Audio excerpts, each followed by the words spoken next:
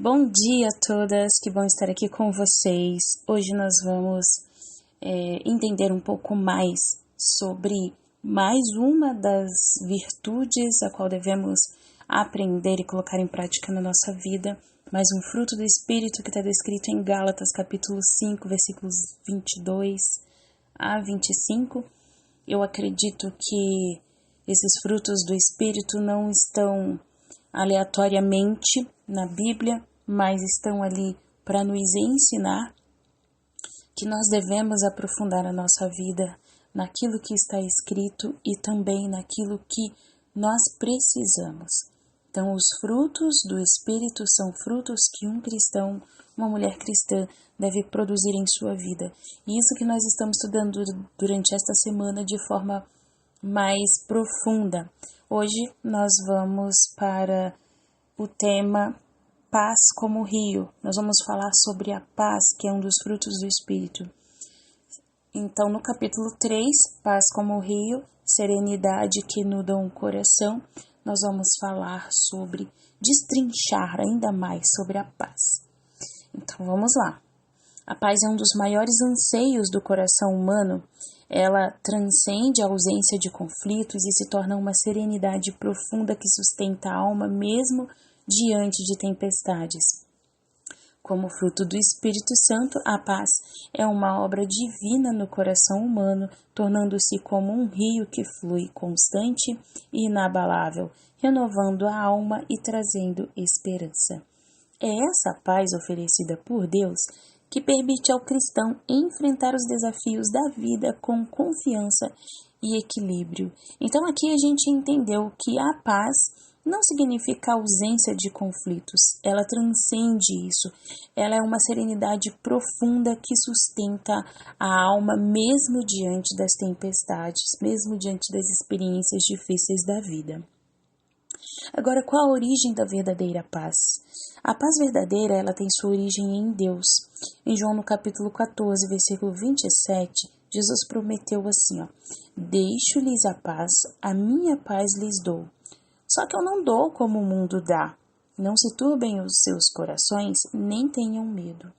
Então, essa paz, diferente da oferecida do mundo, é um dom divino que não depende de circunstâncias externas, mas de uma relação íntima com o Senhor. Ela é o resultado de sabermos que estamos seguros em Suas mãos e que Ele controla todas as coisas para o nosso bem. O mundo frequentemente associa a paz à ausência de problemas ou ao sucesso material, mas a paz de Deus é fundamentada em sua fidelidade e presença constante. Ellen White, no livro Caminho a Cristo, afirma assim, A paz de Cristo é mais do que uma mera ausência de preocupações. Ela é fruto de uma confiança constante e viva em Deus. Então, a promessa de Cristo é de uma paz que transcende a compreensão humana. É a paz que é capaz de sustentar os nossos corações mesmo em meio ao caos. É a plenitude de espírito. O Redentor do mundo procurou levar ao coração dos entristecidos discípulos o mais forte consolo. Mas, dentre um vasto campo de assuntos, ele escolheu o tema do Espírito Santo, que devia inspirar e confortar-lhes o coração. E, no entanto, embora tenha dado tanta importância a este assunto a respeito do Espírito Santo, quão pouca é a ênfase que ele recebe nas igrejas. O nome e a presença do Espírito Santo são quase desconhecidos, se bem que a influência divina seja essencial na obra de aperfeiçoar o caráter cristão. Alguns não estão em paz ou tranquilos, encontram-se num estado de constante impaciência e permitem que o impulso e as paixões lhe governem o coração. Não sabem o que significa experimentar a paz e descanso em Cristo. Assemelham-se a um navio sem âncora, impelido e agitado pelo vento. Mas aqueles cujo espírito é controlado pelo Espírito Santo andam em humildade e mansidão, pois trabalham segundo os métodos de Cristo e serão mantidos em perfeita paz, ao passo que aqueles que não são controlados pelo Espírito Santo assemelham-se ao mar agitado. Então a gente entende aqui a importância de buscar o Espírito Santo. É Ele quem vai nos permitir, nos ajudar. Ele é o nosso ajudador, é o nosso consolador. É Ele quem vai nos ajudar a andar em humildade, mansidão e em paz, mesmo diante das tempestades. O Senhor nos deu um guia divino pelo qual nós podemos conhecer a sua vontade. Os que são egocêntricos e autossuficientes não sentem sua necessidade de examinar a Bíblia e ficam grandemente perturbados, e se os outros não têm as mesmas ideias defeituosas e não veem as mesmas coisas do mesmo jeito distorcidos que eles, é um problema. Aquele, porém, que é guiado pelo Espírito Santo, lançou sua âncora além do véu, onde Jesus entrou por nós. Ele examina as Escrituras com toda a diligência, buscando luz e conhecimento que o guiem em meio às perplexidades e aos perigos que espreitam o seu caminho a cada passo. Os que são inquietos, queixosos, murmuradores, leem a Bíblia com a finalidade de defender a sua maneira de agir e desprezam ou deturpam os conselhos de Deus. Aquele que tem paz colocou a sua vontade ao lado da vontade de Deus e almeja seguir a orientação divina. Agora vamos falar sobre a paz nos momentos de angústia, que é aquela que a gente mais necessita, quando estamos muito angustiados. Então, um dos relatos mais impressionantes da paz divina é o episódio em que Jesus acalma a tempestade no Mar da Galileia. Isso está escrito lá no livro de Marcos, capítulo 4, versículo 35 a 41. Enquanto os discípulos estavam ali aterrorizados com as ondas e o vento, Jesus dormia tranquilamente no barco. Ao ser despertado, ele repreendeu o vento e disse para o mar: "Quieta-te, acalme-se." E houve calmaria. Essa cena demonstra que a verdadeira paz não depende das circunstâncias externas, mas de uma confiança inabalável no poder de Deus. Vou repetir isso, porque isso aqui é muito importante. Os discípulos estavam numa tempestade, no meio de uma tempestade. E Deus simplesmente, Jesus, repreende o vento e o mar e fala: calma, quieta. E pronto. Então, essa atitude demonstra que a verdadeira paz não depende das circunstâncias externas, não depende o quão difícil esteja a tempestade, o quão perigosa, o quão dolorosa, mas depende de uma confiança inabalável no poder de Deus, que era o que Jesus tinha. Então, Jesus, ele não apenas exemplificou a paz, mas também mostrou que ela é que ele, ou seja, Deus, é a fonte dela. Ellen White escreve assim: Cristo nunca foi perturbado pelas ansiedades ou medos, pois o seu coração estava sempre em comunhão com o Pai. Está lá no livro Desejado de Todas as Nações, página 336. Assim, Jesus nos convida a depositar nele nossas ansiedades e encontrar a calma que só ele pode oferecer. A vida de José é um outro exemplo poderoso de paz em meio à adversidade. Você deve conhecer a história de José, tá lá no iniciozinho da Bíblia. Ele foi vendido como escravo por seus próprios irmãos e injustamente preso, mas ele manteve sua confiança em Deus. A sua paz interior o capacitou a ser fiel e diligente mesmo nas piores circunstâncias, até que Deus o elevou a uma posição de autoridade no Egito. Está lá no livro de Gênesis, dos capítulos 37 ao 50, essa história. Então José, ele reconhecia que Deus estava no controle da sua vida, mesmo nos momentos de maior sofrimento. E isso é evidente em sua declaração aos seus irmãos. Ele disse assim: vocês planejaram o mal contra mim, mas Deus o tornou em bem. Essa declaração é um testemunho de que a paz não é a ausência de dificuldades, mas a certeza de que Deus está conosco em todos os momentos. Vou repetir para que você fixe esse significado da paz, sabe? Essa declaração de o que José fez com seus irmãos, que ele disse: vocês planejaram o mal contra mim, mas Deus o tornou em bem. Isso é uma demonstração da paz interior que ele tinha devido à sua comunhão com Deus. E ele declarou isso como um testemunho para a gente de que a paz não é Olha só, a paz não é a ausência de dificuldades, mas a certeza de que Deus está conosco em todos os momentos.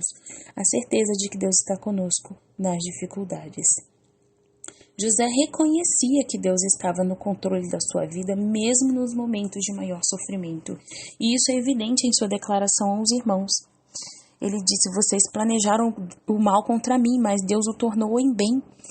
E essa declaração, ela é tão importante para que nós coloquemos isso nos nossos dias. Ellen White comenta assim, a verdadeira paz é encontrada em confiar em Deus, confiar a Deus o controle das nossas vidas, sabendo que Ele transforma até as dificuldades em bênçãos. Então, a verdadeira paz é encontrada em confiar a Deus o total controle. Ele é o piloto do nosso barco. É Ele quem dirige as nossas vidas, porque Ele transforma até mesmo as dificuldades em bênçãos. A história de José nos ensina que, ao nos submetermos à soberania de Deus, podemos experimentar uma paz que transcende as adversidades. O Salmo 23 é uma das passagens mais conhecidas na Bíblia, um testemunho da paz que vem de confiar no bom pastor. Davi declara assim, versículos 1 e 2 do Salmo 123, do Salmo 23, perdão. O Senhor é o meu pastor e de nada terei falta. Em pastos verdejantes me faz repousar e me conduz a águas tranquilas. O que é tranquilo? É onde tem paz. Então Davi encontrou paz, mesmo enfrentando perseguições e guerras, porque sabia que Deus estava com ele, e essa confiança inabalável no cuidado divino é o alicerce da paz verdadeira. Ele compreendeu que mesmo no vale da sombra da morte, Deus estaria ao seu lado, guiando e protegendo. Quando nós depositamos a nossa confiança em Deus, os nossos corações podem descansar em paz, sabendo que Ele é o nosso pastor fiel. Essa confiança nos chama a viver em serenidade mesmo em meio aos desafios diários. A paz é um dos frutos do Espírito. É mais do que uma emoção. É um estado de ser que reflete a presença do Espírito Santo. Em Romanos capítulo 8, versículo 6, Paulo afirma assim, a mentalidade da carne é morte, mas a mentalidade do Espírito é vida e paz. Quando vivemos sob direção do Espírito, nossa mente e coração são preenchidos com a serenidade que vem de Deus. E essa paz é um testemunho ao mundo. Em Mateus, no capítulo 5, versículo 9, Jesus disse assim, bem-aventurados os pacificadores, pois serão chamados de filhos de Deus. Então, ser pacificador não é apenas resolver conflitos, mas refletir a paz divina em nossa vida cotidiana, sendo agente de reconciliação e harmonia. A inspiração diz assim, a paz que vem do Espírito é um tesouro eterno que enriquece a vida e traz alegria ao coração. Está no livro Caminho a Cristo, página 125. Assim somos chamados a cultivar essa paz como um reflexo da nossa comunhão com Deus e a compartilhar a sua influência transformadora com aqueles ao nosso redor. Tem um ditado que diz assim, nós não damos aquilo que não temos. Então esse texto está dizendo exatamente isso, nós somos chamados a cultivar essa paz como um reflexo da nossa comunhão com Deus e a compartilhar a sua influência transformadora com aqueles ao nosso redor. Então, nós só vamos compartilhar da paz que nós estamos recebendo se nós buscarmos. Então, a gente só compartilha aquilo que nós temos. A confiança em Deus é o alicerce da paz. Filipenses capítulo 4, versículos 6 a 7 nos instrui assim, não andem ansiosos por coisa alguma, mas em tudo, pela oração e súplicas e com ações de graças, apresentem os seus pedidos a Deus. E a paz de Deus, que excede todo entendimento, guardará os seus corações e suas mentes em Cristo Jesus. Eu amo esse texto porque ele fala que a paz de Deus, que excede todo entendimento, que excede aquilo que não cabe, ou seja, não cabe no meu entendimento, que ultrapassa aquilo que eu posso compreender. É essa paz que guardará o meu coração e o seu coração, a minha mente e a sua mente em Cristo Jesus. O que é guardar? É proteger. Então é essa paz que vai proteger o meu coração, que vai proteger a minha mente. Por que fala minha mente? Porque vai proteger as minhas emoções em Cristo Jesus e não vai me deixar ansiosa. Então, uma das dicas para que nós começamos a vencer a ansiedade é buscar a comunhão com Deus, tá? Uma das dicas. Vamos lá, vamos continuar aqui a nossa leitura.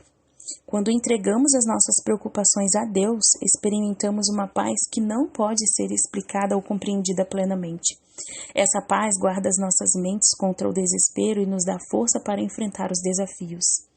Ainda no livro Caminho a Cristo, na página 99, Ellen White diz: a paz verdadeira só pode ser encontrada ao depositar em Deus as nossas ansiedades e confiar nele plenamente. Olha que coisa maravilhosa. Vamos repetir? A paz verdadeira só pode ser encontrada ao depositar em Deus as nossas ansiedades, aquilo que nos preocupa, os nossos medos. Ansiedades são medos. Medos do que vai acontecer, medo do que pode acontecer, medo daquilo que a minha mente cria. Então, a paz verdadeira só pode ser encontrada ao eu entregar em Deus o meu medo, as minhas preocupações e confiar nele plenamente. Se eu fizer isso, eu encontro a paz. A verdadeira paz. O outro aspecto importante da paz é o perdão. Quando guardamos rancor ou mágoa, nossa alma fica inquieta. Efésios 4, 31 a 32 nos encoraja. Livrem-se de toda amargura, indignação e ira. Sejam bondosos e compassivos uns para com os outros, perdoando-se mutuamente, assim como Deus os perdoou em Cristo. Então, o perdão nos liberta da escravidão emocional e nos permite experimentar a paz que vem de Deus. Ellen White escreve assim, o perdão é o caminho para a verdadeira paz, pois reflete o caráter de Cristo em nossas vidas. Ao reconciliarmos-nos com os outros, abrimos espaço para que a paz divina inunde o nosso coração. E quando você não perdoa, significa que você não sentiu, não recebeu o perdão de Deus. Deus está pronto para perdoar. Ele dá o perdão é um dom de Deus, não é nosso, mas ele nos perdoa, ele dá o perdão. E por recebermos de graça esse perdão, nós também liberamos esse perdão a outra pessoa. Mas você pode perguntar assim, mas Raquel, e se a outra pessoa não quiser, não aceitar o perdão, ou não entender que ela precisa me perdoar? E eu sinto muito em te dizer, o perdão não é para o outro. O perdão não é para você receber um pedido de desculpas, um pedido de perdão de volta. O perdão é para que você se livre de carregar um fardo doloroso que você tem carregado durante tanto tempo. É para isso que serve o perdão. O perdão é para você, não é necessariamente para o outro. Se o outro decidir perdoar ou não, isso é um problema dele. Você não tem controle sobre a vida dos outros, você tem controle sobre a sua vida, sobre as suas decisões. Então, se você decide perdoar, isso é suficiente para você. Então, porque Deus, ele decidiu nos perdoar, mas muitas vezes nós não aceitamos esse perdão. E aí a gente quer exigir que o outro também nos perdoe?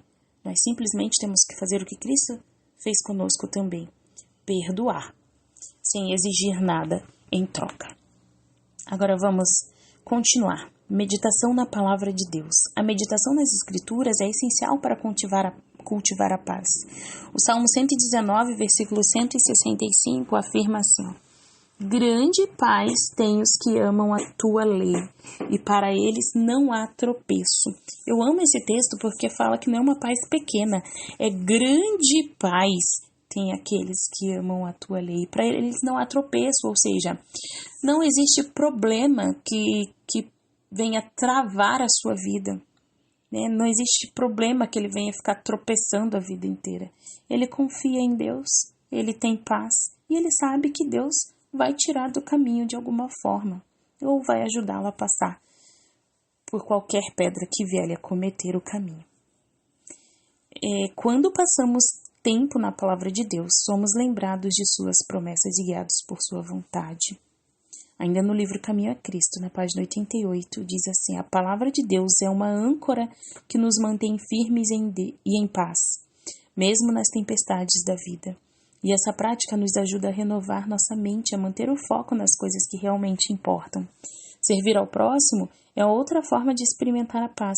Quando nos dedicamos a ajudar os outros, aliviamos a nossa própria ansiedade e encontramos propósito em nossas ações. Atos capítulo 20, versículo 35 diz assim, mais bem-aventurado é dar do que receber. Então preste atenção nisso. Talvez você esteja aí passando por um momento de ansiedade. Nós já vimos duas coisas aqui que alivia, que ajuda. Primeiro, a busca pela comunhão com Deus. Segundo, experimentar ajudar aos outros, dedicar parte do seu tempo em ajudar as outras pessoas. O serviço altruísta ao próximo não apenas reflete o caráter de Cristo, mas também traz uma profunda paz ao coração. Está no livro Desejados das Nações, página 250. Ajudar os outros é uma maneira prática de viver os frutos do Espírito e de compartilhar a paz divina com o mundo. E também de senti-la, essa paz.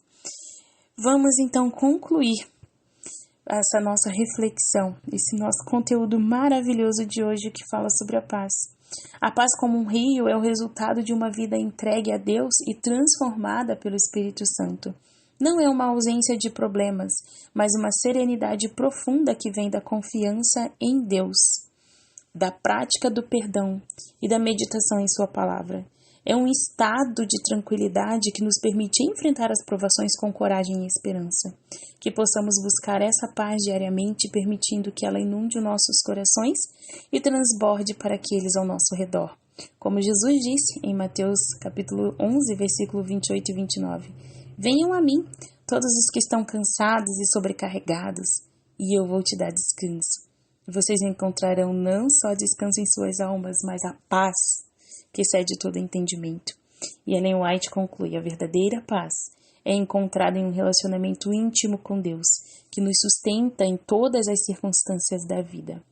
Que essa paz, como um rio, flua em nossas vidas, trazendo serenidade e esperança até o dia em que estaremos com Cristo na paz eterna do seu reino. Amém. Vamos para algumas reflexões aqui. No final da leitura, que talvez você tenha em PDF, se você não tem, pode pedir aqui nos comentários o PDF desse material, dessa semana inteira. Cada finalzinho de texto tem uma pergunta para refletirmos, 1, 2 ou 3. Vamos às perguntas de reflexão de hoje.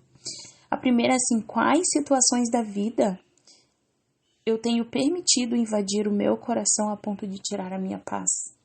E aí eu quero que você reflita, que situações têm acontecido na sua vida que você tem permitido ela tomar conta do teu coração e tirar a sua paz?